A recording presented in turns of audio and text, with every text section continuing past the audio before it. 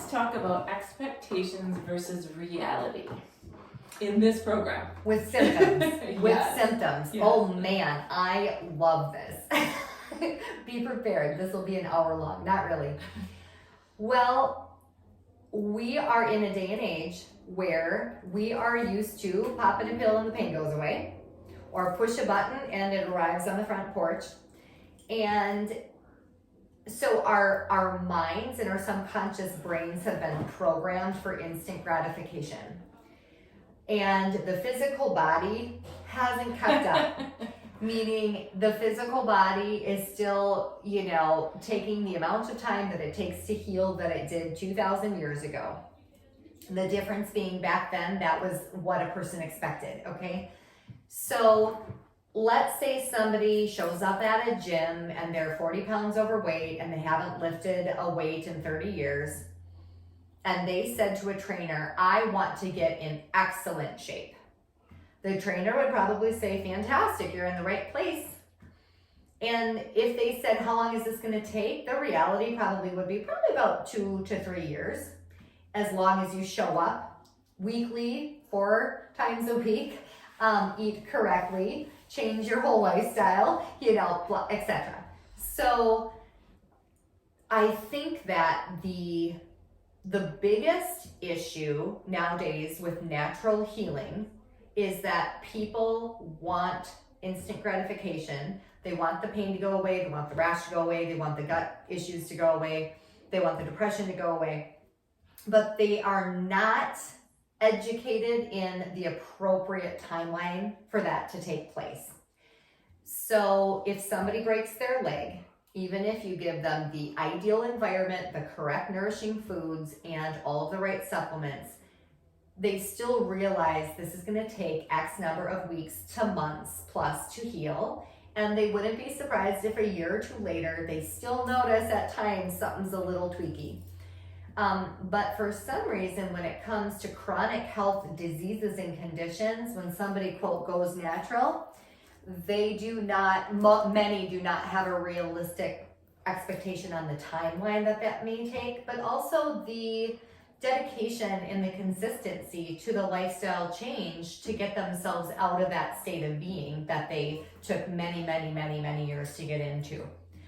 So the other thing that's tricky about this, honestly, it's the hardest thing to coach people through, because it's truly an entire mindset issue. And it probably is a mindset issue with all of the other areas of their life, not just with their healing or their health.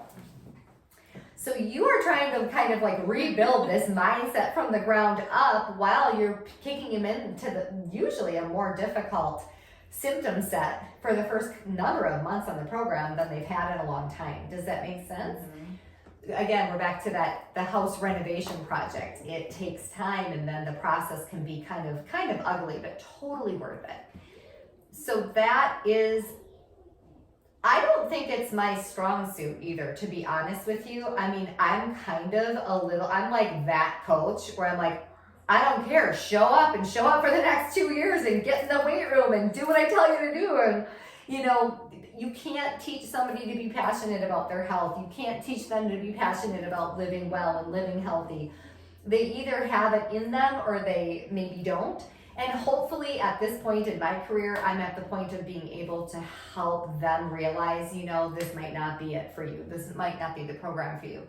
But I would say that accurate expectations of the timeline to heal is probably the number one. If somebody has that is going to be their number one tool that allows them to get the win. Their mindset, their positive mindset. Again, I don't mean being unrealistic. I mean being excited about the journey, that they at least have begun that journey, and they're going toward the goal and the destination that they want and dream about. Just like if I, pack up in the car to go out west, it's like one of my favorite places to be out in the mountains. But if I really look around when I hit the Dakotas, I might be a little bit depressed.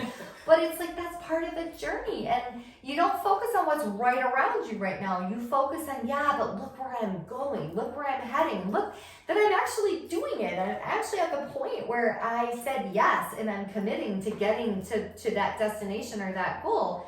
But then the other thing is, I shouldn't even use the term destination, because healing is there's never a destination.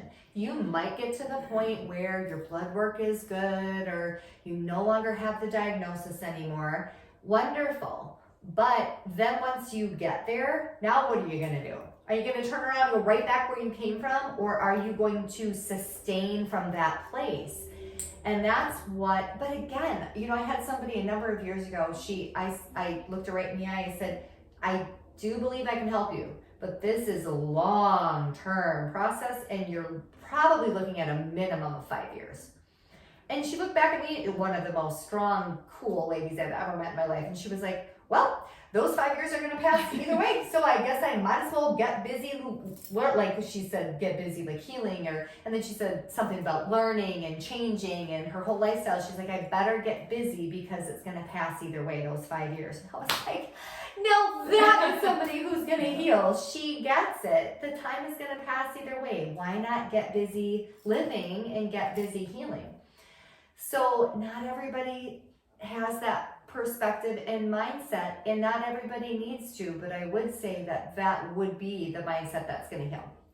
So that would be my number one recommendation to people, is have a realistic expectation on your own healing, and then realize you can't judge the process. It's never going to be the practitioner's issue. It's never going to be your body's issue or even your issue. It just is what it is, and you're along for the ride. So make the best of it. Mm-hmm. So that's what I would say to that question. That's awesome. Thank you. So let's talk a little bit. I know we talk about this quite often together. Is it appropriate? And I think it kind of goes in with expectations and reality. When something flares up, something happens during my program, in the middle, 6 years in, doesn't matter, but something happens, and then your question is usually, is this appropriate? And that is a really beautiful education piece for us to be asking that question. But where does that fall in, for an example? There should always be an explanation as to why something happens, and the explanation should show if it's appropriate or not. Okay. So what I mean by that is, if somebody has been living a healthy lifestyle, eating clear food and water, and all of the things that they know to do for 4 or 5 or 6 years, and then they become terribly ill. Let's say they come down with Lyme. And then once I test them, I'm able to pinpoint that they ingested meat that had Lyme in it, and now, it's through their body. In that case, I would say it's absolutely appropriate that you got sick. And they might say, well, why isn't my immune system strong enough to handle that? And it's like, you're not a superhuman. You're not a superhuman being here. Your body is going to become ill when something goes in that is illness. That's appropriate. That's normal. However, should you be constantly down and out and not functional and doing all of the quote right things? Probably not, but you also probably won't be. So let's say somebody is in methane gas exposure all day, every day, and they are otherwise doing everything right with their lifestyle and what they're eating and drinking. Is it appropriate that they would be completely ill? Yes, because that it's just like a really beautiful brand new car. Let's say you have a $100,000 car, and it's like, well, I have a $100,000 car. That should never have a problem. But this $5,000 car over here, well, that makes sense that would have a problem. But it's like, well, turns out you just ran over a nail. So you're going to blow a tire, whether it's a $100,000 car with a really good set of tires, or it is a $5,000 car with a poor set of tires. You run over a nail, it's going to blow the tire. So is it appropriate? Yes.